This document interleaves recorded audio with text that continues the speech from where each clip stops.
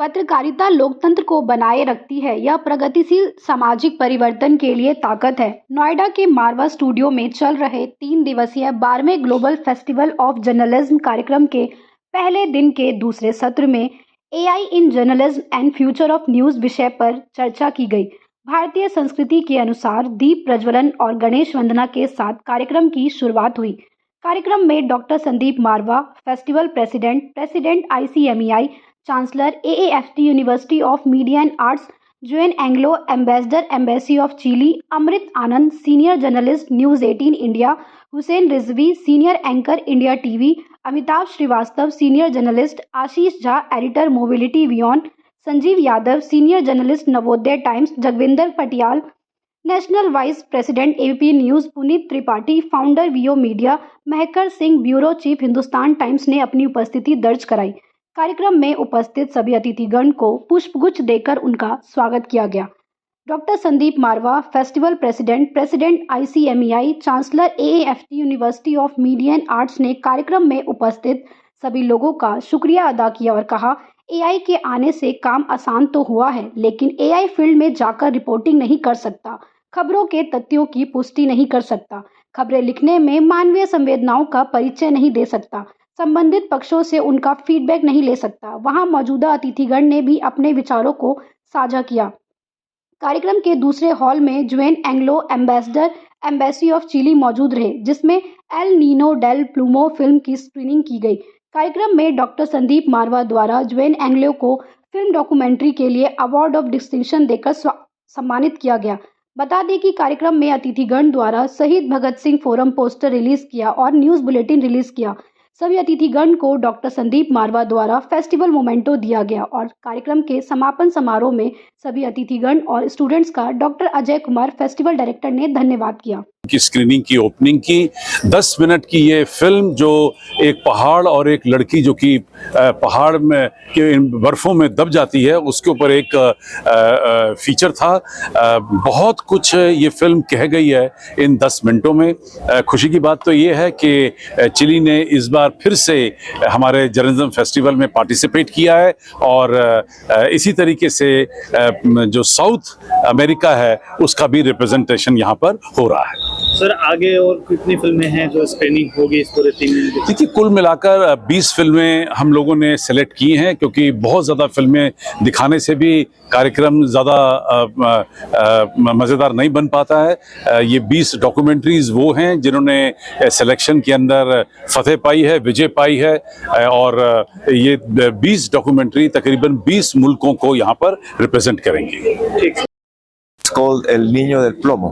Was trying to share with our Indian audience with the knowledge of these people in the Inca, in the mountains, and the significance of these ceremonies they had.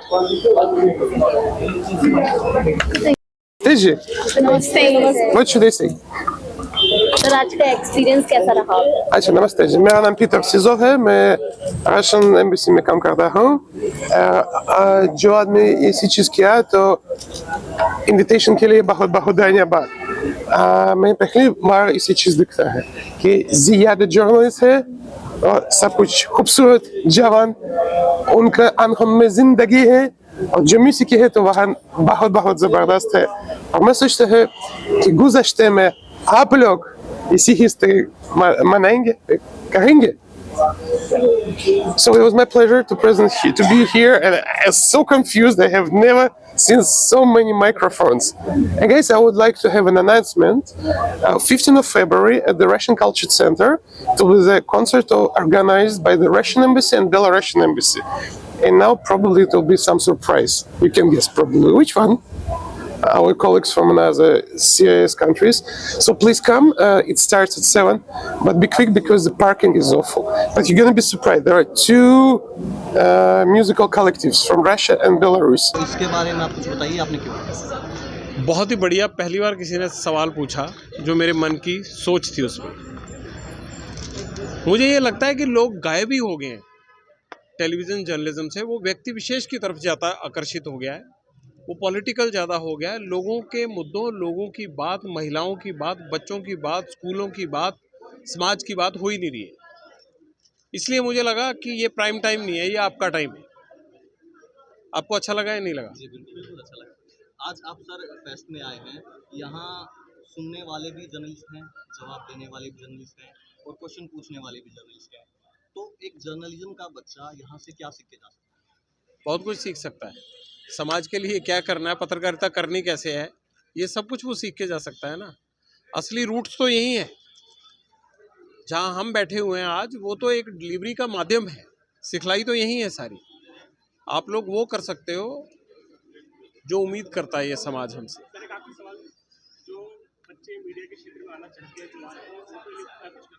अखबारें पढ़ो, practical knowledge लो, ये देखो कि ये जो TV देखते हो ना सब लोग, ये यार ये कैसे होता है, अगले दिन आके अपने इंस्टीट्यूट में करने की कोशिश करो उसको।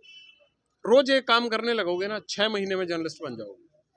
एग्जाम देना बाकी रह जाएगा। आज से आप सब लोग वो काम करोगे जो रोज जाके देखते हो, और 1-2 चैनल, एक आधा वेस्टर्न चैनल, एक आधा इंडियन चैनल और 2 अखबार जरूर पढ़ने हैं। ये मेरी रिक्वेस्ट है आपसे। आप लोग पढ़ नहीं रहे हो सारे। अच्छा लगा मुझे यहाँ। कैसा लगा कि मैं पिछला अपना जो स्टूडेंट लाइफ था फिर से एक बार उसकी याद आ गई। वो मेरे पुराने दोस्त, अब सबको मैं जाके फोन करूंगा। बट बहुत अच्छा फेस्टिवल रहा। स्टूडेंट्स काफी अवेयर है यहाँ पर मारवा में, और उम्मीद ये है कि जो फ्यूचर जर्नलिस्ट की हम बात कर रहे हैं, फ्यूचर जर्नलिज्म की हम बात कर रहे हैं, तो ये परफेक्ट प्लेस है। और यहाँ से कई सारे चेहरे आज से कुछ सालों बाद हिंदुस्तान को मिलेंगे जो पूरे दिल और दिमाग से जर्नलिज्म करेंगे, और इंडस्ट्री को नए फेसेस मिलेंगे।